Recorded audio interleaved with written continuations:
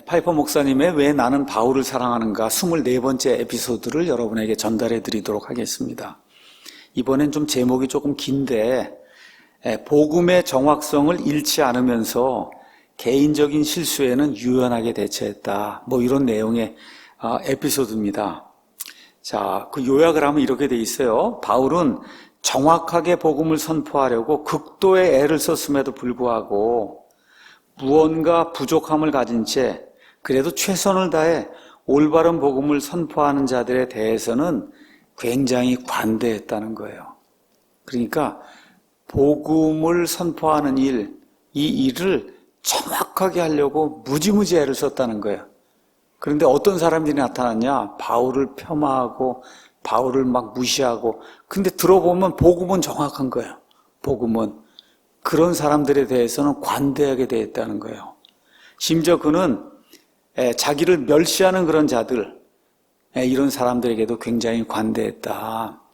그래서 이제 바울의 서신서를 읽어보니까, 특별히 갈라디아서를 읽고 빌립보서를 읽어보니까 이게 어떻게 가능할까, 이게.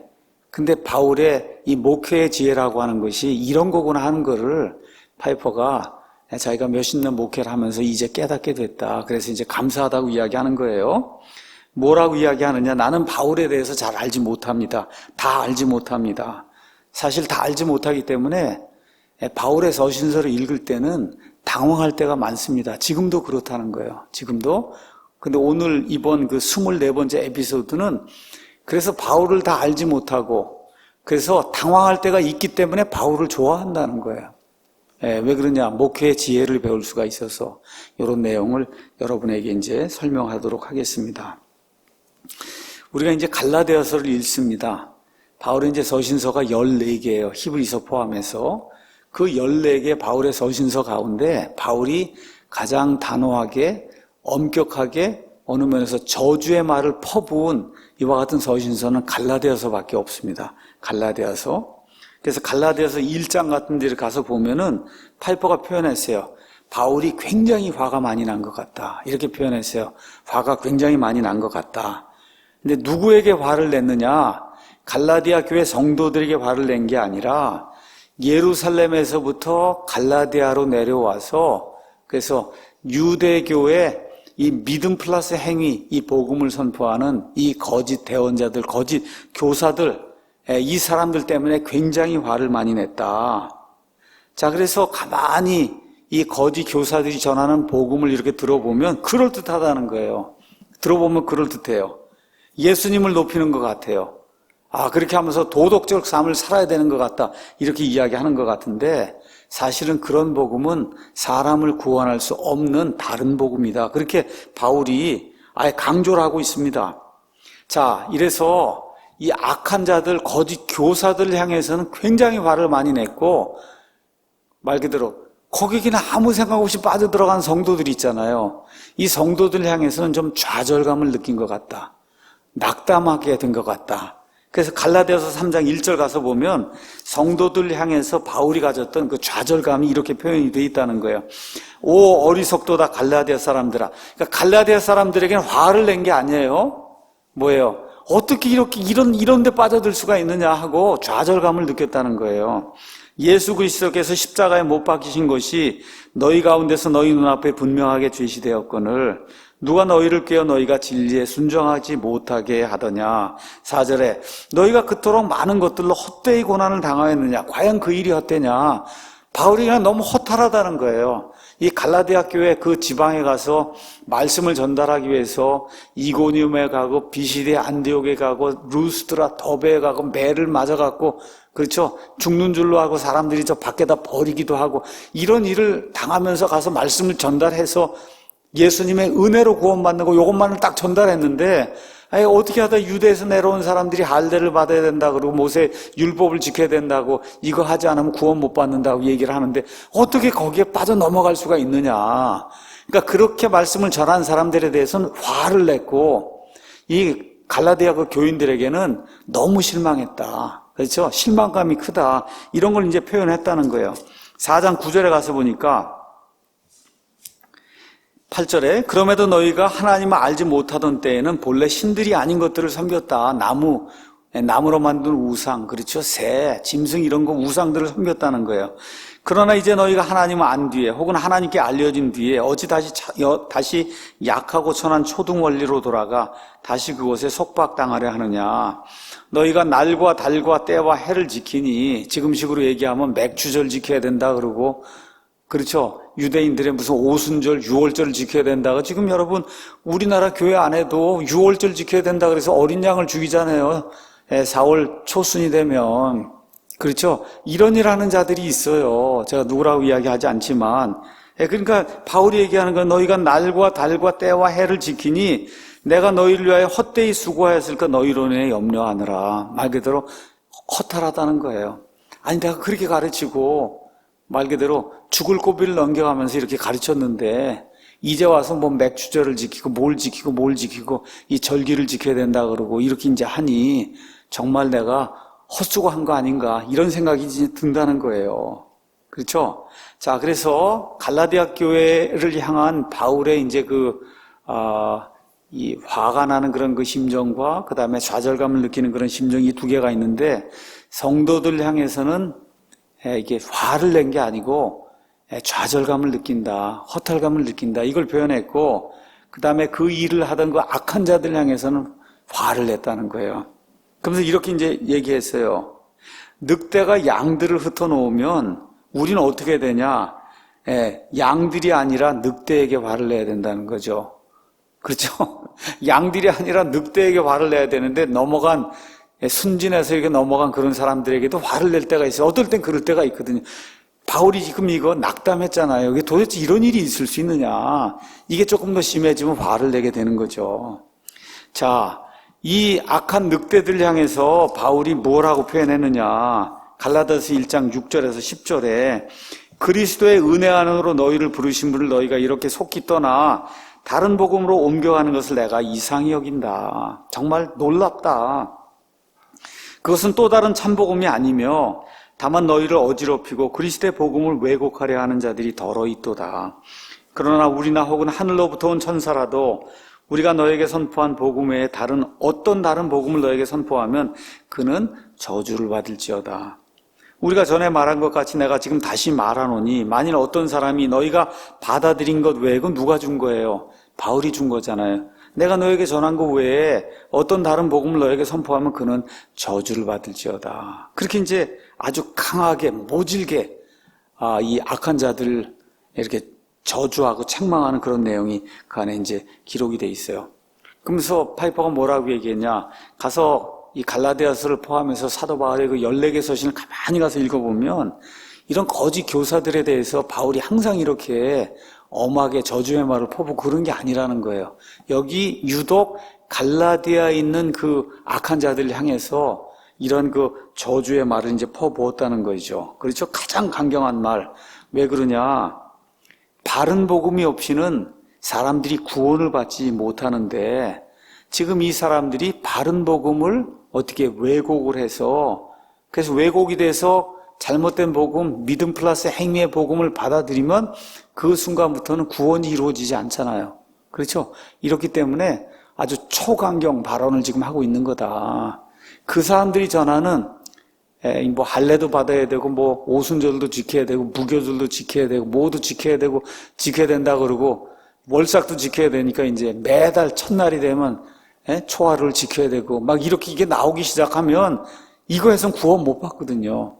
그렇죠? 이렇게 되니까 아주 초강경 발언을 지금 바울이 하고 있는 거다. 그래서 이 사람들이 계속해서 예수 그리스도의 복음을 왜곡하면 많은 사람들이 구원을 받을 수 없기 때문에 이건 대단히 중요한 문제이기 때문에 바울이 이 갈라디아 교회에 있는 이 악한 자들 향해서는 정말 심지어 하늘의 천사라 해도 저주를 받을 거다라고 강경한 그런 말을 하고 있다.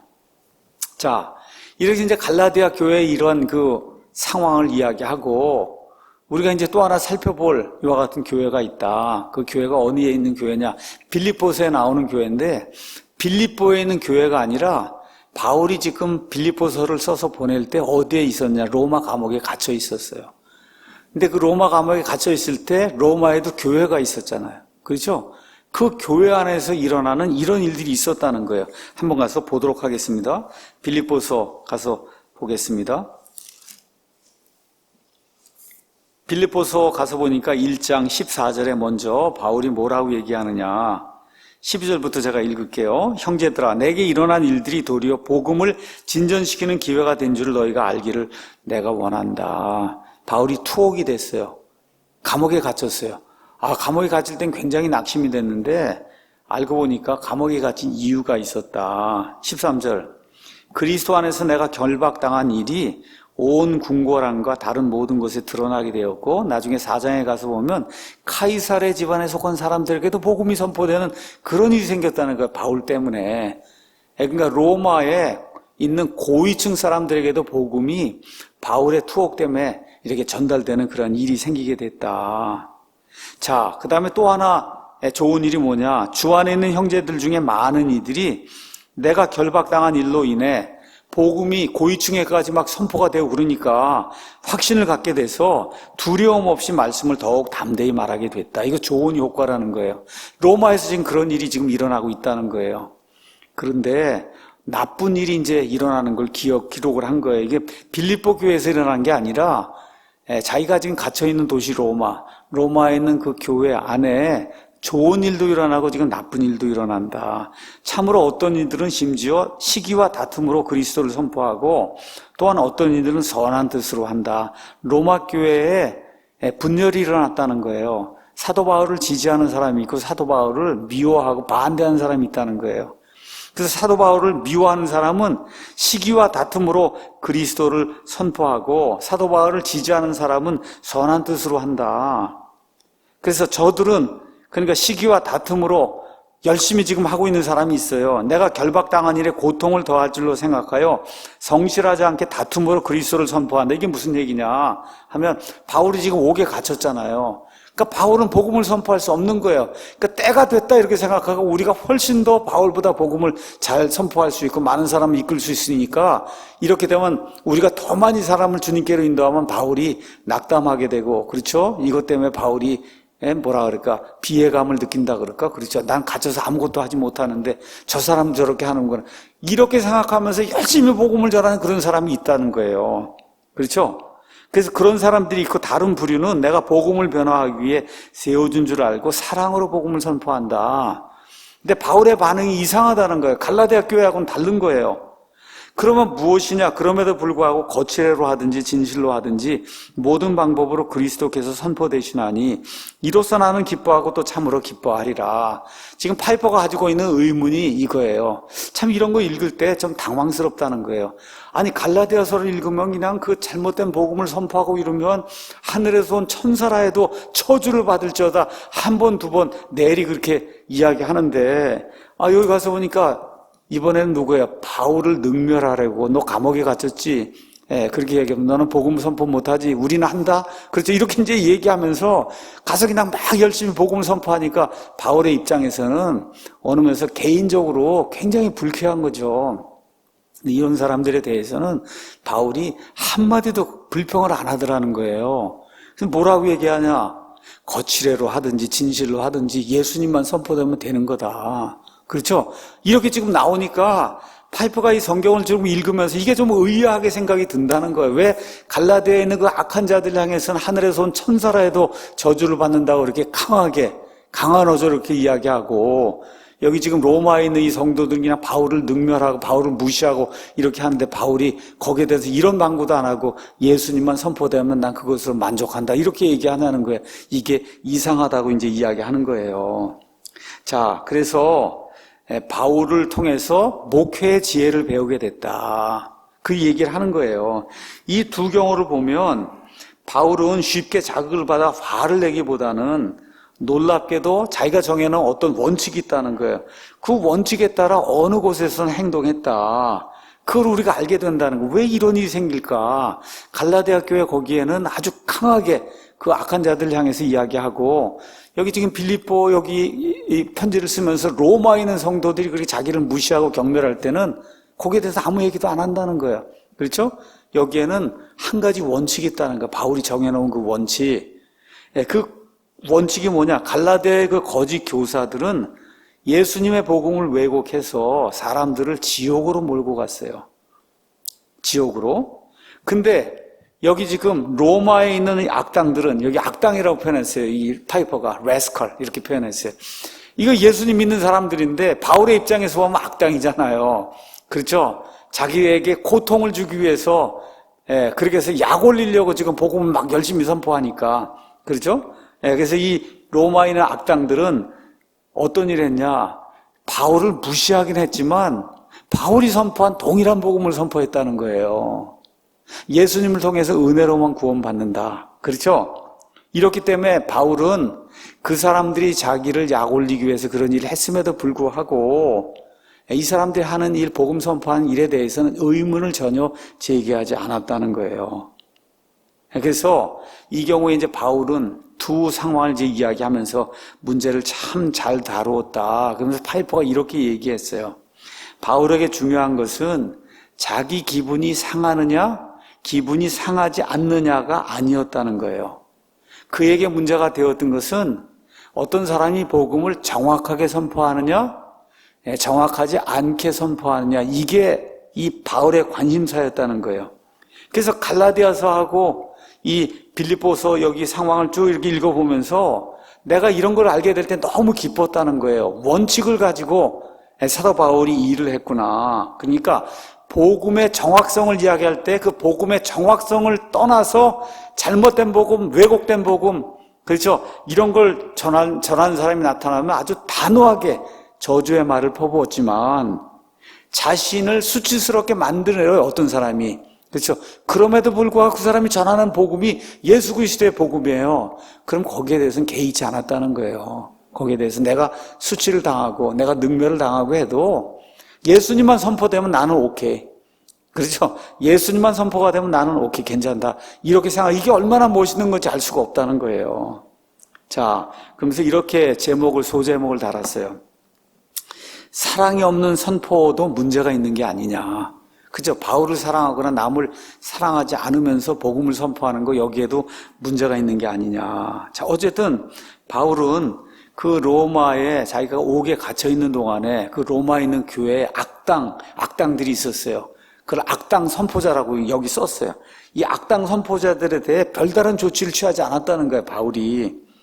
왜 그러냐? 그들은 복음 자체에 왜곡을 가하지 않았기 때문에. 근데 문제는 있었어요. 뭐야? 복음을 전하는 태도는 잘못됐다는 거예요. 그렇죠?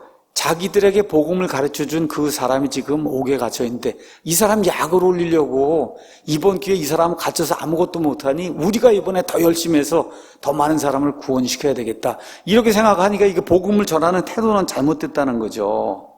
자, 그러면 복음을 전할 때 말도 정확해야 되고 태도도 좋아야 되지 않냐. 그러면 말할 필요도 없는 거죠. 너무 좋은 거죠. 그렇죠?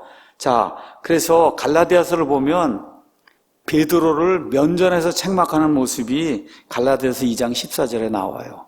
그렇죠? 베드로가 이방인들하고 밥을 먹다가 예루살렘에서 사람들이 내려오니까 원래 유대인들이 이방인들하고 밥을 먹으면 안 되잖아요. 그러니까 어떻게 위선을 부린 거예요. 먹지 않은 것처럼. 그렇죠?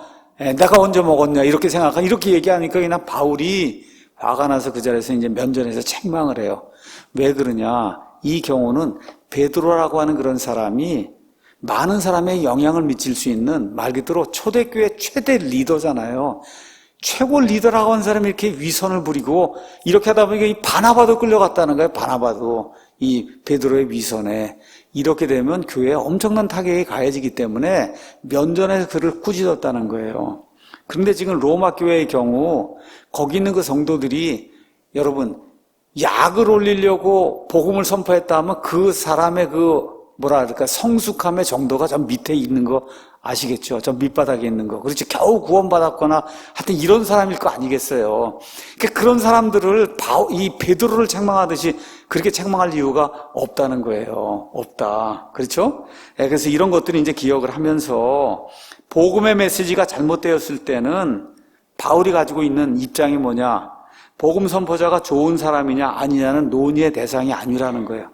복음 자체가 잘못된 것이면, 그 사람이 선포하는 복음 자체가 잘못된 것이면 좋은 사람이냐 나쁜 사람이냐가 논의의 대상이 아니었다는 거예요. 그러니까 어떻게 돼요?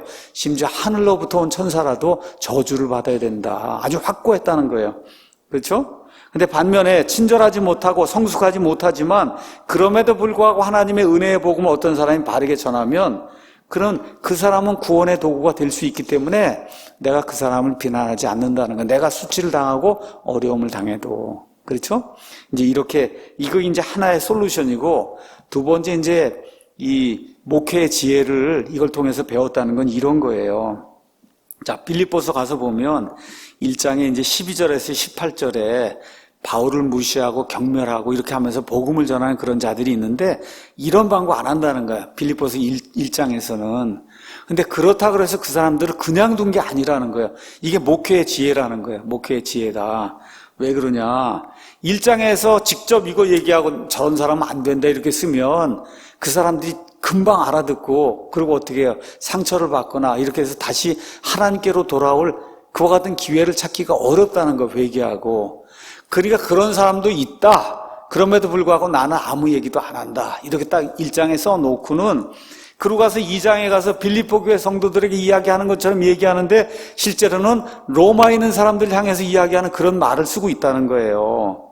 그러니까 2절에 너희는 2장에 같은 생각을 품고 같은 사랑을 가지며 한 마음과 한 생각이 되어 내 기쁨을 성취하라. 쓴 거는 지금 빌립보 교회 성도들에게 썼는데 한 마음을 가지고 내 기쁨을 성취하라니까 거기 로마에 있는 그 악당들 너희들 정신 차리고 그저 한 마음이 돼서 내 기쁨을 성취하는 그런 사람이 되라고 지금 넌지시 쓰고 있잖아요. 그렇죠? 보이죠? 이런 것들이. 그래서 어떤 일도 다툼이나 헛된 영광으로 하지 말고 오직 겸손한 생각으로 각각 자기보다 남을 더 낫게 여겨라.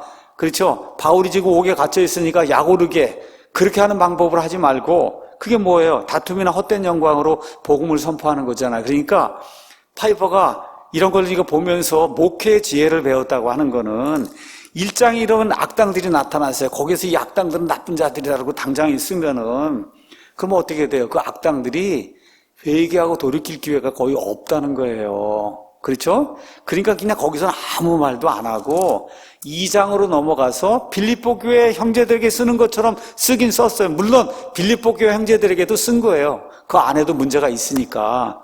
근데 이거를 결국은 로마에 있는 사람들도 읽을 거 아닙니까?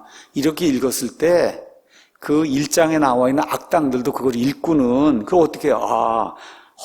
다툼이나 헛된 영광으로 하면 안 되겠구나. 한 마음을 품어야 되겠구나. 바울이 지금 로마에 예수님의 복음 때문에 지금 투옥이 이렇게 돼 있는데 바울의 기쁨을 위해서 일을 해야지 바울을 실망시키거나 약 올리기 위해서 일을 하면 안 되게, 이거를, 그렇죠? 이 사람들이 조금만 성숙해지면 알 수 있을 거 아니에요. 그렇죠? 이렇게 해서 2장, 3장, 4장에 쭉 가면서 실질적으로 로마 교회에 있는 성도들 그 악당들이라 얘기는 하지 않았지만 여기 있는 말씀을 하나하나 이렇게 들여다보면 로마 교회 그 악당들에게 주는 말이라는 거예요, 이게. 그렇죠? 그래서 이제 이 파이퍼가 목회의 지혜를 이제 보게 됐다. 갈라디아 그 교회 상황과 로마에 있는 그 로마 교회 상황을 자꾸 생각을 해본다는 거예요. 해보면 해볼수록 나는 바울을 흠모하게 된다. 무엇보다도 복음이 정확해야 된다. 이거 아주 대단히 중요한 겁니다.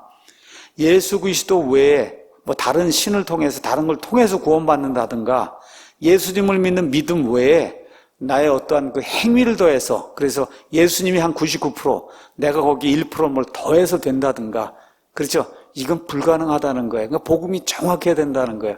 한번 이렇게 정확하게 구원받으면 영원 무궁토록 영원토록 안전하다고 하는 영원의 안전보장이 주어지는 거예요. 어느 누구도 이 구원을 빼앗아 갈 수 없는 거예요. 그렇죠? 예, 이렇게 이제 되면서 예수님 공중 강림하실 때 우리가 다 휴거가 되고, 그래서 이 이후에 이 땅에 이루어지는 7년 환란기, 우리 환란 통과하지 않습니다, 여러분. 이게 복음의 아주 진수예요. 환란 통과하지 않는 거예요. 이런 것들이 매끈하고 아주 완벽해야 되는 거예요. 이게 틀리면 안 되는 거예요. 이게 틀리면 안 되는 거다. 예, 그래서 이런 것들에 대해서 바울은 아주 복음이 정확해야 된다. 이걸 아주 간절히 원했다는 거예요. 예, 그러면서도 사랑과 겸손과 친절에 대해 관심을 가졌다. 그런데 이 두 가지 사례를 가서 보니까 바울이 다르게 처리하잖아. 갈라디아 교회 그 악당들은 아주 그냥 저주를 퍼붓고, 로마에 있는 그 악당들은 아무 말도 안 하고. 그렇죠? 근데 가서 보니까 그 안에 엄청난 지혜가 들어있더라는, 이게 목회의 지혜다. 그래서 저 같은 사람도 좀 많이 배우면 좋을 것 같아요. 그래서 파이퍼가 이제 결론적으로 이렇게 얘기해요. 지금까지도 사도 바울의 서신서를 읽는데 어떤 경우에는 그 서신서가 나를 매우 당황하게 만든다. 특별히 처음 읽었을 때는 더 당황스럽다는 거예요. 그럼에도 불구하고 내가 바울을 더 사랑하게 된다는 거. 왜 그래? 나를 자꾸 당황스럽게 만들고, 당황스럽게 만드니까 어떤 일이 생기냐? 많이 생각하게 된다는 거예요. 왜 그랬을까? 그렇죠? 왜 바울이 이때는 이랬고 저 때는 왜 저랬을까를 자꾸 생각을 하니까 어떻게 돼요? 많은 통찰력을 얻게 한다는 거예요. 많은 통찰력이 생긴다.